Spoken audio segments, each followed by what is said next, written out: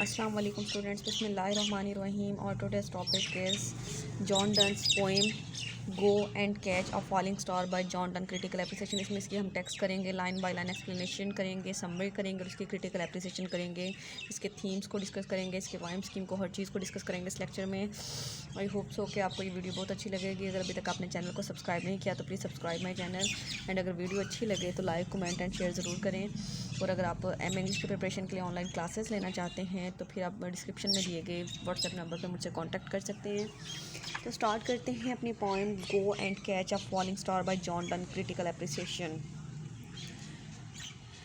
Song Go and Catch a Falling Star by John Donne tells of a speaker belief that there are no women in the world who are both beautiful and faithful। कि इसमें जो John Donne है ना, उसका ये एक अकीदा है, उसने ये बात मान ली हुई है कि यानी इस दुनिया में जो है ना खूबसूरत और ईमानदार औरत मिलना नामुमकिन है।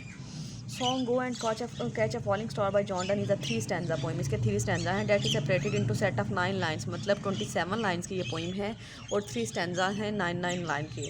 The line follows a consistent rhyme scheme of the conforming the pattern of A B C D D D.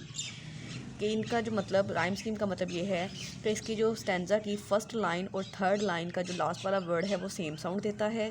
B second और फोर्थ लाइन का जो लास्ट वाला वर्ड है वो सेम साउंड देता है। सी फिफ्थ और सिक्स लाइन का एंड वाला वर्ड सेम साउंड देता है। और डी मतलब एंड वाली तीनों लाइन के जो लास्ट वाले वर्ड हैं वो सेम साउंड देते हैं, सेम राइम देते हैं। Throughout the poem, Donne implies a light and sometimes humorous tune। बहुत उसने जो है ना मजाकिया या तंज़िया अंदाज में ये पोइम लिखी है। He is annoyed by the general theme of the poem, the inconsistency of women, but seems to have come terms with it। यानी उसने जो है ना इसके थीम में यही बात की है कि जो औरत होती है ना वो वफ़ादार नहीं होती, वो जो है ना बेवफा होती है। और वो ये हो सकता है कि उसकी लाइफ में कोई इसके साथ ऐसा एक्सपीरियंस हुआ हो, कोई ऐसा उसके साथ इंसिडेंट पेश आया हो जिसकी वजह से वो ऐसी पोइम लिखने पे मजबूर हुआ है। While this piece does not feature the characteristics of metaphysical conceit found in other Donne works। किस तरह की जो करैक्टरिस्टिक्स है ना मेटाफिज़िकल, यानी उसे कहते हैं जो कि इंसानी पहुंच से, इंसानी समझ से बाहर हो। तो ये थोड़ी उसकी जो उसकी मेटाफिज़िकल पोइम है उनसे थोड़ी डिफरेंट है। There is an interesting comparison presented between the stanzas. इसमें जो है ना उसने बहुत खूबसूरत सा एक कंपैरिजन किया है। He compare the impossibility of something like catching a star to finding an honest and beautiful women.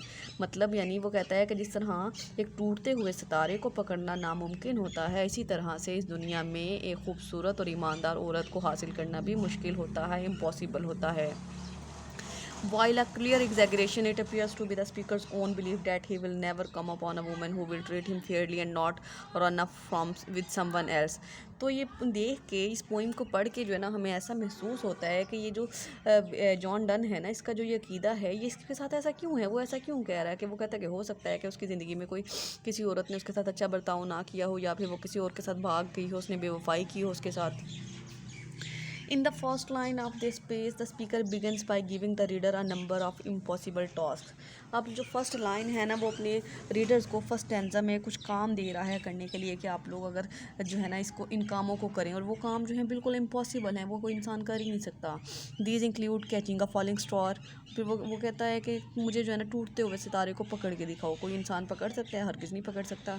And teaching him how to hear mermaid singing. Mermaid कहते हैं जो कि क्या उसका नाम है, जल परियों को कहते हैं। यानी उनका हाफ बॉडी जो होती है वो वुमेन की तरह होती है और हाफ बॉडी फिश की तरह होती है, और ये पानी में रहती हैं। तो वो कहता है कि मुझे उनकी सिंगिंग को सुनवाओ, मैं वो सिंगिंग सुनना चाहता हूँ उनकी। It is not until the second stanza that one comes to realise that Donne is comparing these impossibilities to locating of a beautiful and faithful women.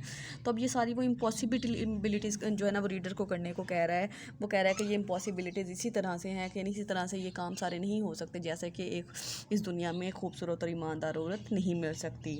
In the last stanza he explains how he thought that such a woman did not exist, that he suffered to find her। वो कहता है कि मैं मान ही नहीं सकता कि दुनिया में ऐसी कोई औरत मिल सकती है। वो कहता है अगर मेरे आसपास मुझे कोई कहे भी ना कि ऐसी औरत है तो मैं तब भी उस पर यकीन नहीं करूँगा, मैं उससे मिलने नहीं जाऊँगा। he would go on a pilgrimage and do anything he had to।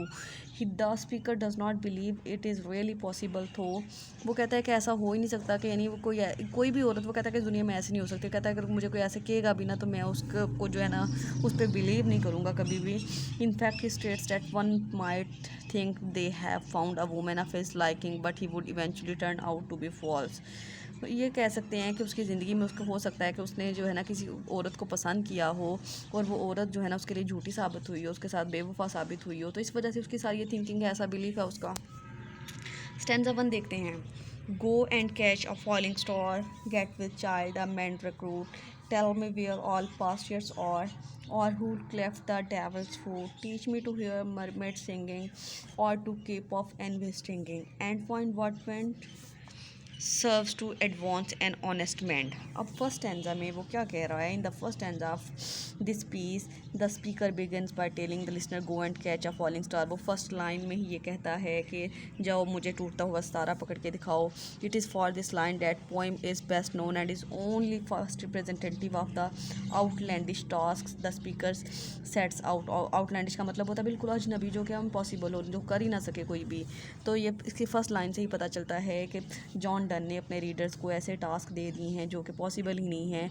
The next is gate with child और इम्परगेंट अ मैंड्रेक रूट के। वो कहता है कि बच्चे यानी एक ऐसा जो बच्चा जिसकी जो जड़ यानी किसी पौधे की जड़ से जो है ना इंसान जैसा बच्चा पैदा करके देखो। किसी पौधे से तो इंसान जैसा बच्चा पैदा नहीं हो सकता, ये तो इम्पॉसिबल है ना। Both of the statements have a magical and mood about them. तो इसको इन पोइम्स को, इस स्टेटमेंट को देख के लगता है कि यानी उसको कोई ना मैजिकल मूड में या फिर जो है ना बहुत ह्यूमरस मूड में उसने ये पोइम लिखी है। The mandrake root is commonly associated with witchcraft. Mandrake root जो है ना वो किसी पौधे की जड़ को होती है और वो ना उसको विच क्राफ्ट के साथ, जादूगरी के साथ जो है एसोसिएट किया जाता है। He goes on to ask listener to tell me the facts about the past. अब वो कहता है कि हम फिर उसके बाद वो अपने लिसनर से, अपने रीडर से पूछता है an impossibility as no one can truly know the history. वो कहता है कि मुझे पास में जो चीज़ें गुजर चुकी हैं, जो पास्ट में जो वक्त गुजर गया है वो कहाँ गया है, मुझे उसकी हिस्ट्री बताओ, उसके बारे में बताओ कि वो वक्त कहाँ गया है। तो अब हमें तो नहीं ना पता, जो गुजर गया वो गुजर गया, हमें तो नहीं ना पता वो वक्त कहाँ गया है। The next statement refers to the cleft in the devil's foot. Cleft का मतलब कहते हैं चीरे को, कटाव को। अब वो कहता है कि मुझे ये बताओ कि यानी ये जो डेवल्स होते हैं, जो जिन भूत होते हैं, इनके जो हमारे यहाँ तो ये कहते हैं ना कि उनके पाँव जो हैं उल्टे होते हैं जिनों के, भूतों के। लेकिन जो क्रिश्चियनिटी है ना उनमें ये अकीदा होता है कि जो उनके डेवल्स के जो फुट होते हैं वो उनके दरमियान में चीरा होता है, वो कटे हुए होते हैं। तो वो कहता है कि मुझे ये बताओ कि डेवल्स के जो पाँव हैं उसमें चीरा किसने दिया। अब हमें क्या पता किसने दिया भाई। He wants to know how it got there और more simply how it was decided which form devil was to take. अब जो है वो फिर हमें जो है मज़ीद वो ये जो है ना कन्फ्यूजन में डाल रहा है कि वो कहता है कि डेविल के बारे में हमसे पूछ रहा है कि अब ये हम इन इम्पॉसिबल बातों के बारे में हम फैसला ही नहीं कर सकते, जिनके बारे में हमें नॉलेज ही नहीं है। वो उसने हमसे क्वेश्चनिंग कर लिया है, तो उसका ये क्वेश्चनिंग करने का मकसद ये है कि यानी जिस तरह से हम इन सवालों के उसका जवाब नहीं दे सकते, इसी तरह से वो कोई जो है फेथफुल और ब्यूटीफुल वुमेन हम इस दुनिया में नहीं ढूंढ सकते। इसके बाद सेकंड स्टैंजा आ जाता है। If thou best born to strange side these invisible to share right then 10,000 days and night till its snow white hairs on thee, though when Thor returns wilt tell me all strange wonders that befell thee, and swear nowhere lives a woman true and fair। इसकी जो है ना मैंने text वाली video भी जो है वो उस पर भी लेक्चर दिया है। पहले आप इस लेक्चर को करने से पहले उसको इंशाल्लाह ज़रूर सुनिएगा ताकि आपको इस लेक्चर की ज़्यादा अच्छे से समझ आ सके। उसमें मैंने line by line Urdu translation से इसको पढ़ाया है। In the second stanza he reveals the true purpose of this piece. अब जो है सेकंड स्टैंजा में वो इस पोइम का असल मकसद बताता है। To complain about unfair way he has been treated by women. वो बताता है, शिकायत करता है कि यानी ये किसी औरत ने उसके साथ किस तरह से बेवफाई की थी, किस तरह से उसके साथ जो था ना उसको धोखा दिया था। ही expresses his believe that there are no women वो who are true and fair। वो जो है ना वो कहता है कि मेरा तो यकीन है कि इस दुनिया में कोई भी औरत जो है वो सच्ची, ईमानदार, खूबसूरत नहीं हो सकती in the world. In the first line she tell the listener that maybe if thou best born to straight side more simply if you are used to seeing believable things then you should ride 10,000 days and nights. अब वो कहता है कि अगर तुम यानी ऐसी किसी औरत को ढूंढना चाहते हो ना तो फिर उसके लिए मैं तुम्हें तरीका बताता हूँ। तुम ऐसा करो कि ना तुम 10,000 दिन के लिए, 10,000 दिन और 10,000 रातों के लिए एक सफ़र पे निकल जाओ किसी चीज़ पे सवार होके।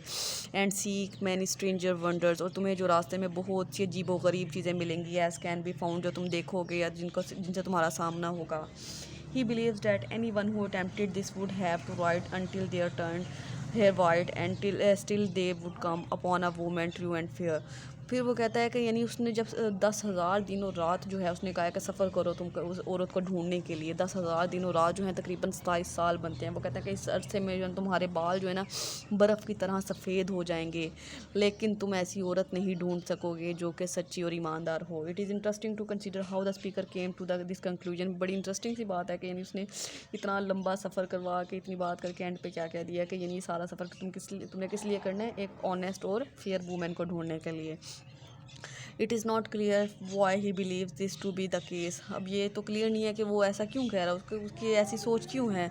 But obviously something in his past turned his mind in this direction. लेकिन आज ये बात तो यकीनन है कि उसके पास्ट में उसके साथ ऐसा कुछ हुआ है जो कि उसके जहन इस तरह का हो गया, वो ऐसा सोचने पर मजबूर है। He is having trouble finding love. हो सकता है कि उसको अपनी मोहब्बत को ढूंढने में मुश्किल पेश आई, और perhaps he does not believe in at all, या फिर वो अपनी मोहब्बत प्यार नाम के लफ्ज़ पे एतबार ही ना करता हो, या उसका एतबार उठ गया हो। तो स्टैंजा 3 है, if thou finds one let me know such a pilgrimage were sweet you do not I would not go though at next door we might meet though she were true when you met her and lost till you tried your letter yet she will be false I come to I 2 or 3। अब final stanza है, इसके last stanza है। In the final 9 lines of song go catch and falling star the speaker states that if thou finds a woman who is both of these things. वो कहता है कि अगर तुम्हें कोई ऐसी औरत मिल जाती है जिसमें ये दोनों क्वालिटीज़ हों, वो ऑनेस्ट भी हो और ब्यूटीफुल भी हो, ट्रू भी हो एंड फेयर भी हो, then he will go on a pilgrimage to find it. वो कहता है कि तुम फिर उसको ढूंढने के लिए किसी पिलग्रिमेज कहते हैं, किसी जो है ना जैसे हमारे यहाँ हज होता है ना, इस तरह किसी ख़ास सफ़र पे निकल जाना।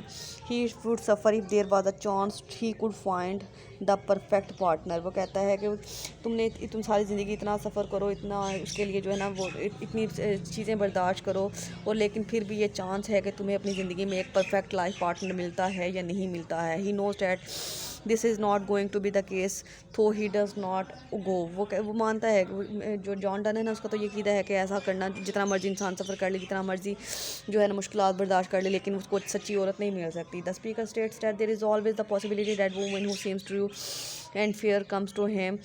वो कहता है कि ऐसा हो सकता है कि तुम्हें ऐसी कोई औरत मिल जाए कि जो ईमानदार भी हो और सच्ची भी हो और ब्यूटीफुल भी हो, but he thinks more likely that she will be false eventually. लेकिन वो कहता है कि वो हमेशा ऐसी सच्ची और खूबसूरत नहीं रहेगी, बल्कि वक्त के साथ साथ वो झूठी हो जाएगी।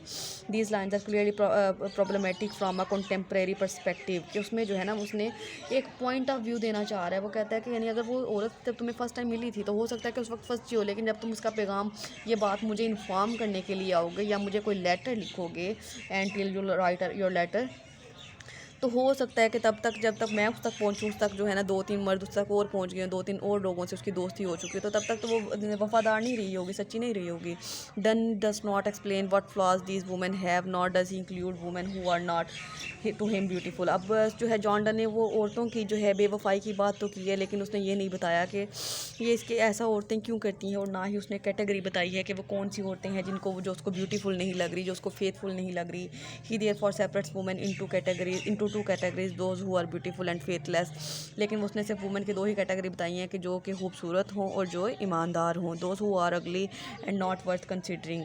लेकिन उसने अगली वुमेन की, जो बदसूरत औरतें होती हैं या फिर ईमानदार होती हैं, उनकी बात नहीं की।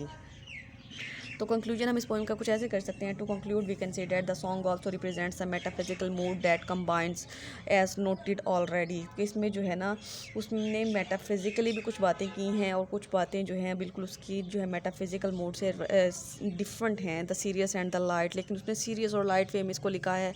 It reveals definitely a sceptical and cynical frame. Cynical frame कहते हैं कि जब एक इंसान जो है किसी से मोहब्बत करता है, लेकिन अगला बंदा उस पर एतबार ही ना करे, उस पर यकीन ही ना करे, उस पर शक और शुबहात में लगा रहे, तो ऐसी मोहब्बत को सिनिकल लव कहते हैं। तो मतलब उसका जो लव है ना वो सिनिकल टाइप का है। Of mind and taunts and debunks the nature of a fair woman, जो कि हमेशा औरतों के नेचर पे शक करता है, उसको ताने देता है, उसको ईमानदार नहीं समझता। The poet mocks the inconsistency of fickle mindedness of such a women. Poet जो है ना वो पूरी पोइम में औरतों की इनकन्सिस्टेंसी का, बेवफाई का, बेईमानी का जो है मजाक उड़ाता हुआ नज़र आ रहा है। आई होप सो कि इस लेक्चर की आपको बहुत अच्छे से समझ आ गया। अगर वीडियो अच्छी लगे तो लाइक, कमेंट एंड शेयर ज़रूर करें। अल्लाह हाफ़िज़।